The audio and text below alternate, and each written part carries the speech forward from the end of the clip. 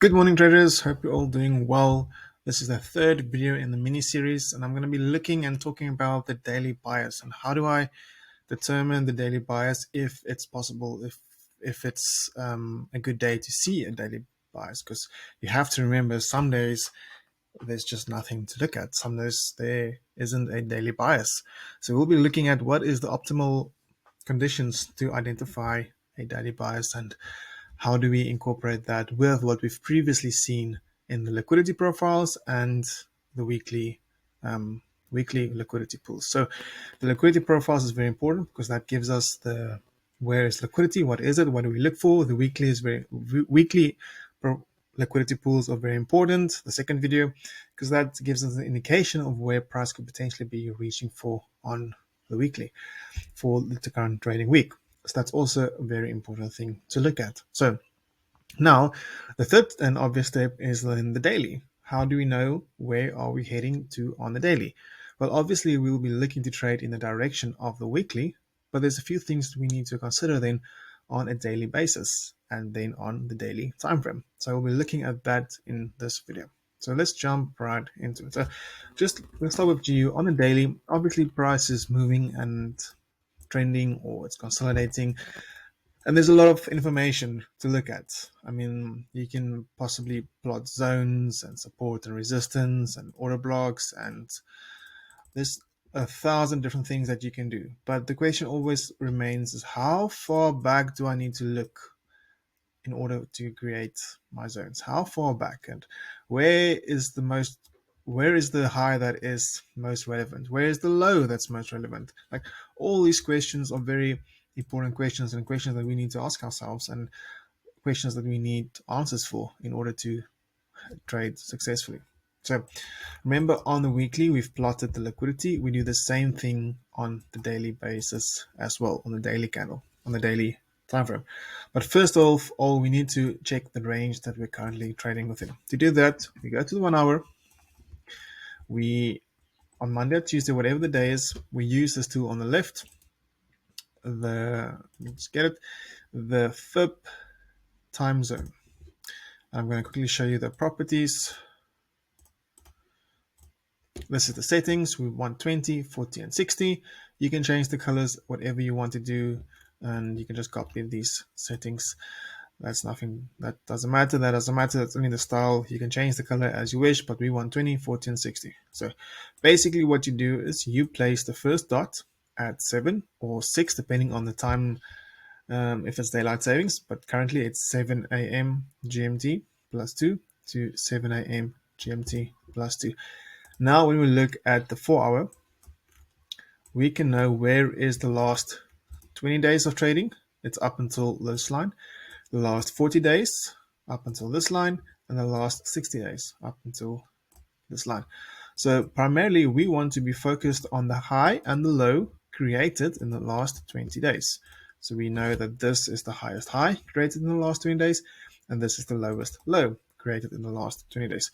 So now technically this is the most relevant high low and the most relevant high in the last 20 days. And that is then where we base off our trading range. This is the current range that we're trading off.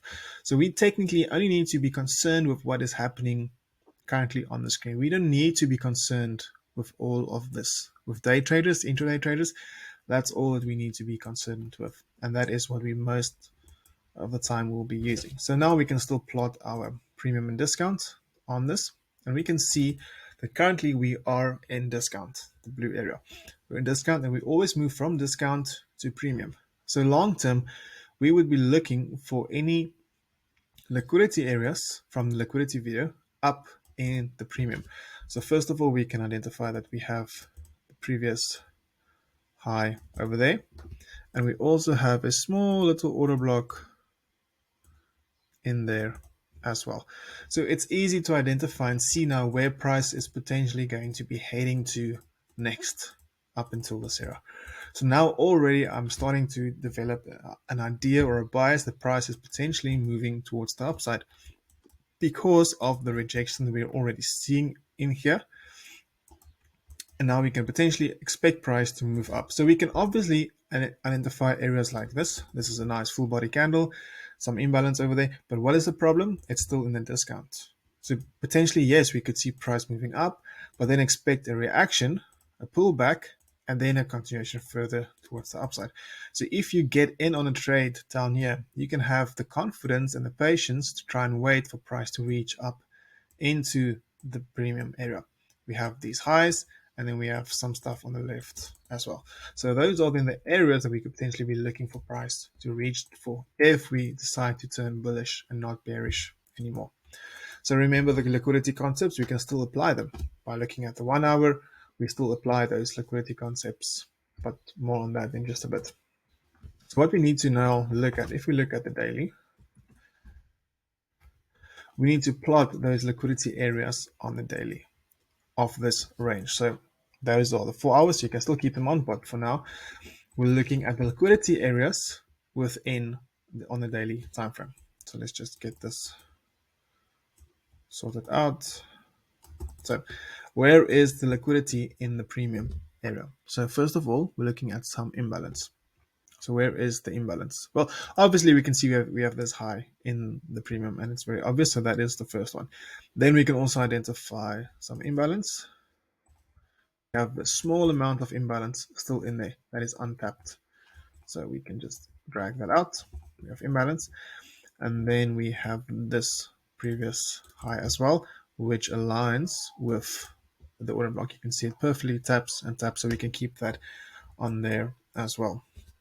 We can just take this away now. So now on the daily, we already have our liquidity areas marked out.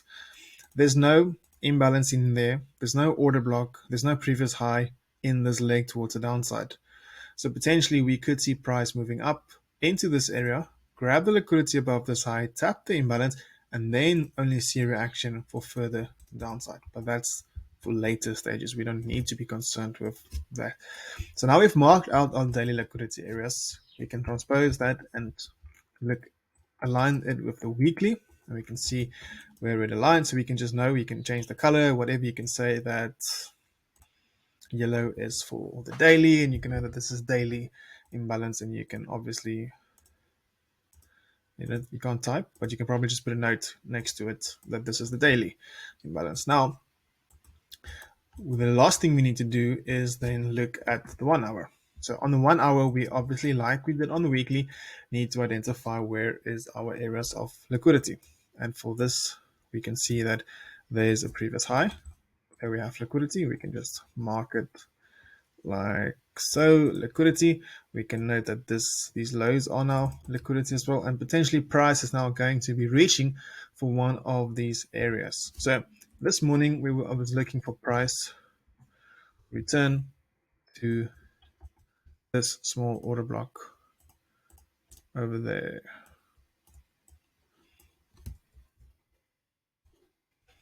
But price did not reach for that area, and instead started pushing up. Now we can adjust and we can see, okay, we have a structure break over there. Where did this structure break originate from? Well, it happened from this candle. Let's see the time frame where we have a full body candle. None of these areas, maybe the 1 minute potentially, where we have another structure break over there as well. So I'm getting a bit ahead of myself, but on the 1 hour, look at the lower time frames in just a bit. But on the 1 hour, we need to identify where is the liquidity, where is price reaching for. So we now know where is price immediately reaching for, and from there on out, we base our trades and look for the entries, which you will learn later on in this course. So first of all, we need to identify where is the 1 hour liquidity. The same way we did the 4 hour, the daily, and the weekly, we apply the same concepts, apply the same principles to it. We're already seeing now prices breaking structure, so we're already seeing the intent. So we can always just now look for that pullback, creating a new higher low, get in on the downside at a new high low, and then take the trade towards the upside. So that's the basics of it, and that's the gist of it. So we now know how to form our daily bias. So for this daily bias, we're looking for longs. That is the ideal thing that we're looking for. We're looking for that long positions.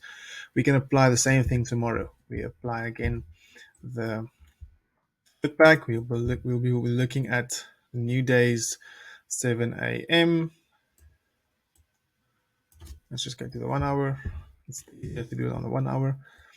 We can look at the new 7 over there, the next 7, which is over there. So then we will see if our 20 days adjusted and where is our new highest high and lowest low. This way we just continue to move on in this line. We'll continue to move on and on and on and on and on until we get new price action, and it will develop like that. So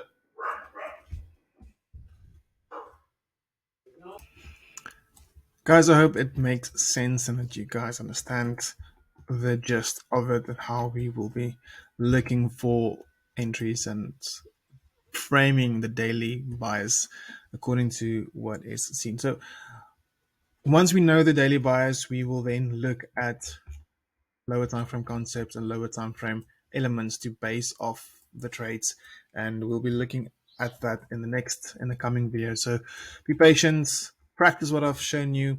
We can go to the time frame, the high time frames. You can use the playback tool and go back, use the tools that I've just shown you, look at where's your highest high, lowest low in that 20 days, and start framing your trades in direction as I've shown. Look at the liquidity and I'll always align it with what the weekly is telling us. So for example, let's have a look. Another reason why I'm bullish in this example is if we look at the weekly time frame,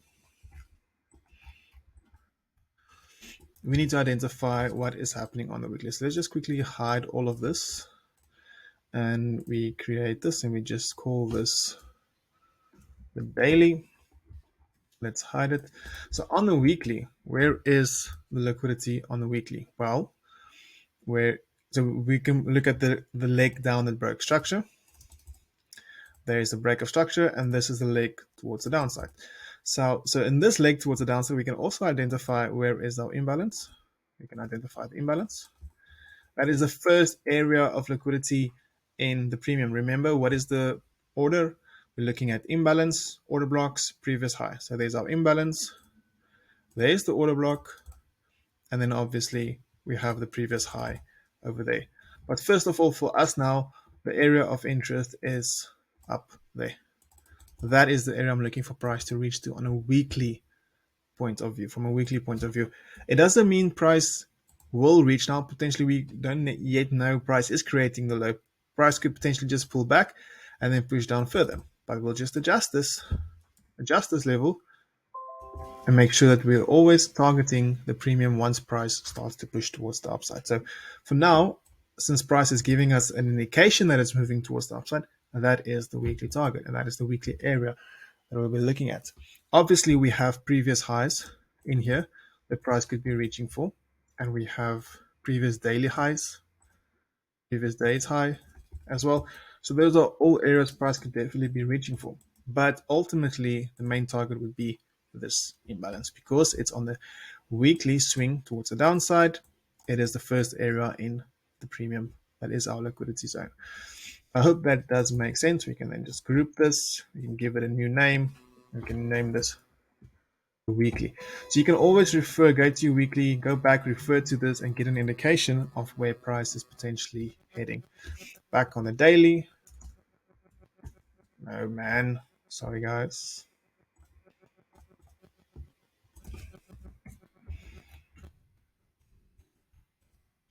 Back on the daily, we can just apply the daily, and we can potentially see where price is heading to on the daily, and we can overlay that with the weekly and get a clearer picture of where price is heading to. So that's just a smart way of organizing your tools and organize your things and getting a clear picture of what is happening.